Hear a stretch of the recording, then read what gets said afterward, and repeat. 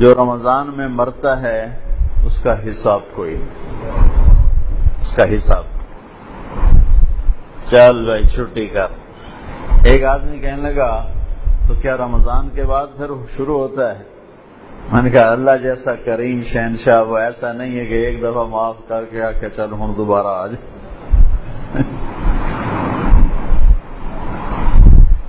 جب وہ ایک دفعہ اس نے چھوڑ دیا اب دوبارہ وہ اس کا کھاتا نہیں کھولے گا کہ چل آپ رمضان گزر گیا چل کان نہ پلے۔ وہ جس کو رمضان میں موت دے رہا ہے وہ کوئی اس کی نیکی اس نے پسند کی ہے۔ یہ کہتی ہیں اگر کوئی رمضان میں فوت ہو جائے تو کیا اس کو عذاب قبر ہوگا؟ دیکھیں حدیثیں یہی کہتی ہیں کہ جو رمضان میں فوت ہوا اس پر سے عذاب ہٹا لیا جاتا ہے، عذاب قبر اسے نہیں ہوگا۔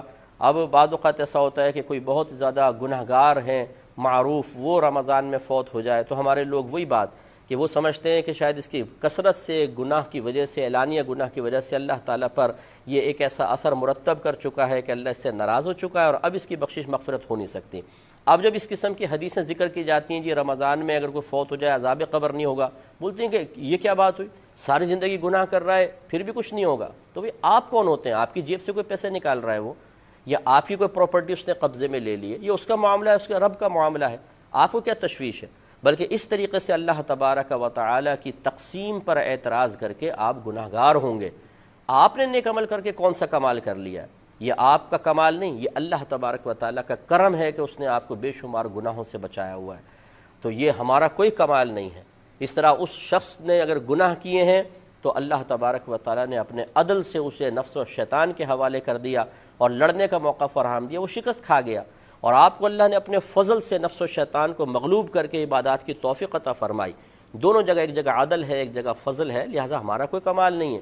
اس لیے کسی شخص کے بارے میں آپ یہ گمان نہیں کر سکتے ہیں کہ یہ ضرور جہنم میں جائے گا، اور اگر کوئی کہے کہ نہیں حدیث کے مطابق اس کی بخشش ہو جائے گی تو آپ اعتراض کرنا شروع کر دیں کہ بھئی کیوں بخشش ہو جائے گی؟ بھئی آپ کون ہوتے ہیں کیوں کہنے والے؟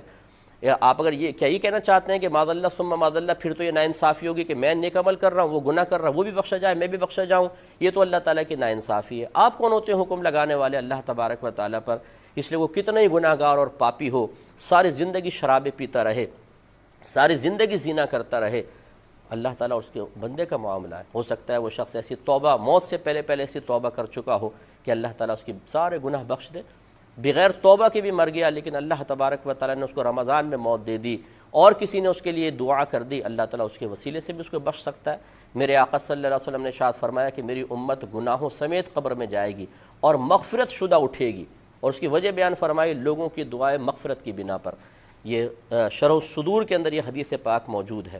تو پوری امت کے ساتھ یہ معاملہ نہیں لیکن اکثر کے ساتھ ایسا معاملہ ہے، کیونکہ بعض سرکار کے امتی جہنم میں بھی جائیں گے اور پھر آپ کی شفاعت سے وہ باہر آئیں گے، لیکن یہ اکثر لوگوں کے بارے میں سرکار کا قول ہے کہ میری امت گناہوں سمیت۔ ایک روایت میں ہے کہ میری امت گناہ سمیت قبر میں جائے گی تو جمعے تک انہیں عذاب ہوگا، اگر عذاب ہو رہا ہے جمعے کے بعد عذاب اٹھا لیا جائے گا۔ یہ تو میری اللہ کی مرضی ہے نا، تو اس طریقے سے ہمیں اللہ تعالیٰ کی تقسیم پر معترض نہیں ہونا چاہیے۔ اللہ نہ کرے خدا نہ خواستہ آپ ابھی بڑے پپو ہیں، نیک ہیں، پرہیزگار ہیں، اور پھر آپ سے کوئی خطا ہو جائے تو اب آپ اپنے بارے میں کیا کہیں گے کہ ضرور آپ کی گرفت ہونی چاہیے، ضرور آپ کو رسوا ہونا چاہیے، ضرور بری موت آنی چاہیے، ضرور عذاب قبر ہونا چاہیے، ضرور میدان معاشر میں آپ کو ذلیل کیا جانا چاہیے؟ نہیں، اپنے بارے میں کیا گمان کریں گے؟